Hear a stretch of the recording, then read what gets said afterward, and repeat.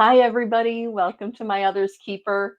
Today, we're going to have Mental Health Monday, and our topic is PTSD or PTSI.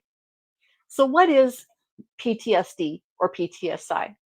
PTSD is post-traumatic stress disorder. PTSI is a post-traumatic stress injury. What's the difference and what makes them the same? Well, PTSI, the injury, can cause PTSD, the disorder. One is a mental health disorder, the other one's a physical injury.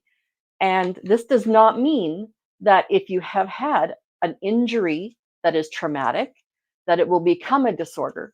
But it does mean that every post traumatic stress disorder has come from a post traumatic stress injury at some point.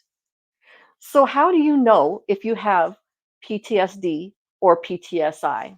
Well, the number one way to find out is go to your psychologist or psychiatrist.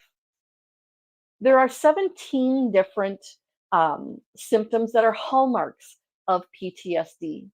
I'm going to read through them and then just give a very brief definition of each of them. Number one is agitation. So, do you feel like you're always jumpy? Do you feel like you're kind of not quite right? The other shoe is going to drop. Things are just not quite working in your brain the way they should be, and you just can't quite grasp it. Nervousness and anxiety go hand in hand with agitation. Problems with concentration or thinking. So, the body's fight or flight response turns on when we experience trauma or a very stressful event. Sometimes it stays on long after the traumatic event, which can make us feel like we need to be on a constant high alert. Problems with memory. Oh my goodness. It's hard to remember things when you think that you're being chased, isn't it? Try to remember your spouse's phone number as you're running down the street chasing after your car that hasn't turned off and you're not in the driver's seat. I bet you can't do it. Headache.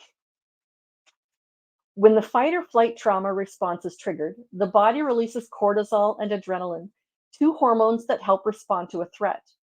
When we experience symptoms of trauma, our fight or flight response can become locked into a continually activated state. And in this state, our bodies can produce hormones that impact the body's nervous system and sometimes will result in headaches. It makes sense. Depression and crying spells. Depression isn't simply feeling sad. Depression isn't simply, I have a bad hair day.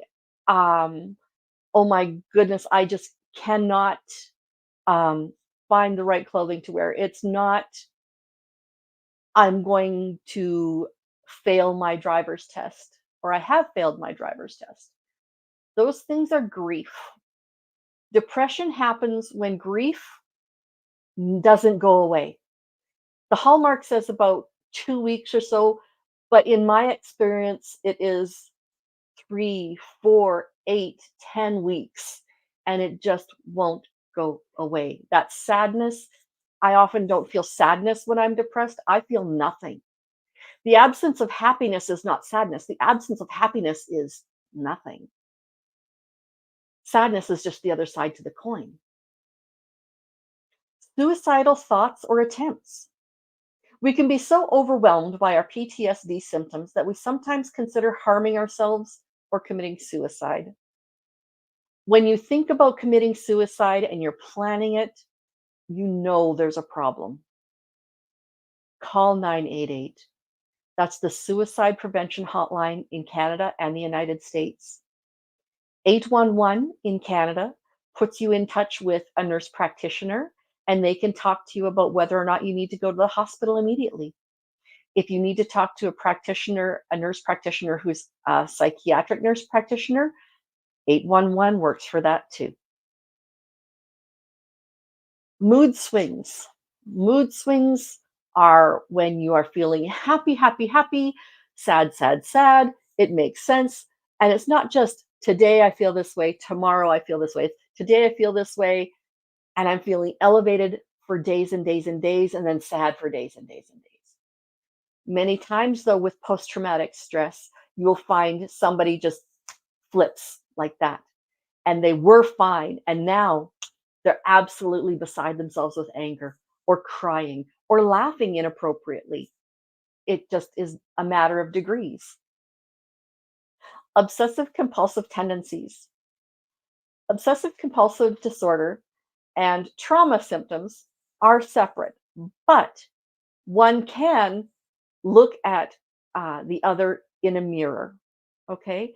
So if you're feeling like you're anxious and you have to check the locks time and time and time and time and time and time again because somebody has broken into your house, but you know that you've locked the door, but you still have to check. But you know you've locked the door and still you have to check. There's a cause to it, but it has become obsessive.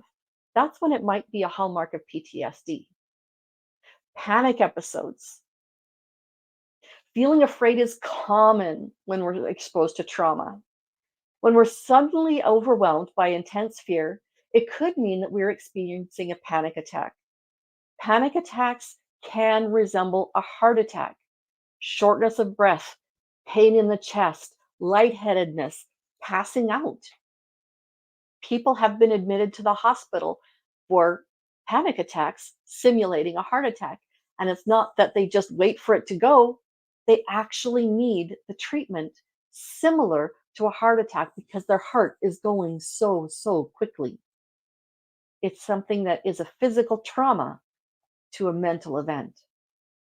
Paranoia. One of my best friends is a former nurse. She's worked in hospitals most of her life, but she is no longer able to because with her illness, paranoia is a hallmark.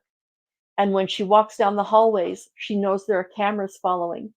And she thinks those cameras are following her, watching her, because they think she is going to do something wrong to a client, to a patient, to medications, to something like that. Now, logically, she knows, but the reality in her head is nope, they're following me. I know they are. So she can no longer spend time in hallways in hospitals. Shakiness. Shakiness is related to many common trauma symptoms like agitation, nervousness, anxiety, panic episodes, and substance abuse. Basically, your nervous system is locked on and you can't quit shaking. Substance abuse. When experiencing symptoms following trauma, many people will use drugs like alcohol, nicotine, caffeine if we're having a hard time staying awake because we want to sleep all the time. Sometimes we turn to illicit drugs.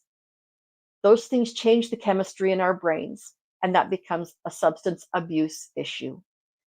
The Lifeboat channel with Tommy Scoville is an excellent place to go to talk about your substance issues, your even your PTSD issues. It's a group of people who make connections, who are able to get together and lighten the load for each other. Flashbacks. So, flashbacks aren't simply a memory. Like, oh, yeah, I remember when that happened. It sucked. No, flashbacks are when you've purchased a camper and you and your family are going to go camping in it and life is good and you're fixing it up because it's kind of old and you're washing all the different surfaces because you have small children who might get their sticky hands on things and it smells kind of funky, so you put it in air freshener, and as you're laying down on that back bunk and you're washing off the bunk above, suddenly you're that 4-year-old girl again and somebody else is taking control of your body. And that's not okay. You are no longer just remembering, you are there. You feel it. You smell it. You feel the pressure on your chest. That's a flashback. Hypervigilance. So, if you're expecting something to happen, you're always going to be looking over your shoulder. You're always going to be listening for extra footsteps in the hallway. You're always going to be thinking, okay, do I need to watch out for that person across the street with a newspaper? Are they actually going to be paying attention to me? I'm just going to keep looking. I'm going to look in every mirror. I'm going to look in every doorway make sure nothing's going to happen. It kind of falls along with paranoia a little bit, but this is the attitude of actually being vigilant. Nightmares. I can count on one hand how many dreams I've had in the last 6, 8, 12 months that have not been a scary dream or what many would call a nightmare.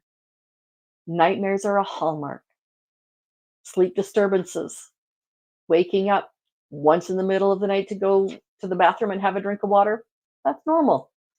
Not being able to sleep more than, say, an hour or 2 at a time without being awake, fully awake in between, that's not typical. That is something you need to see a doctor about. Now, please keep in mind, any 1, 2, 3, or 4 of these symptoms may be in and of themselves no big deal. What you want to look at is the compounding of these symptoms. How many are on there together? Psychiatrist, psychologist, general practitioner, doctor will use the PTSD checklist from the DSM-5, which is the psychologist's Bible of things that are wrong inside the brain mentally. Um, they will go through that and they will talk to you about your personal experiences and they will, haha, got the hair. Um, and they will find out how these things have affected you, how much they've affected you in the last 2 weeks, the last month or so, sometimes only a week. And has it been a little bit every now and then, or has it been all the time? Does it never happen? Or maybe it's bothersome, but it's not all consuming. The doctors will be able to discuss this with you and figure it out. The good thing is with PTSD, PTSI, and any other mental health disorder we will talk about on Mental Health Mondays, there is hope. There is help. There is treatment. Go talk to your doctor, talk to a therapist, talk to a psychologist, and they will be able to treat you and give you hope for a good future. Have an excellent day.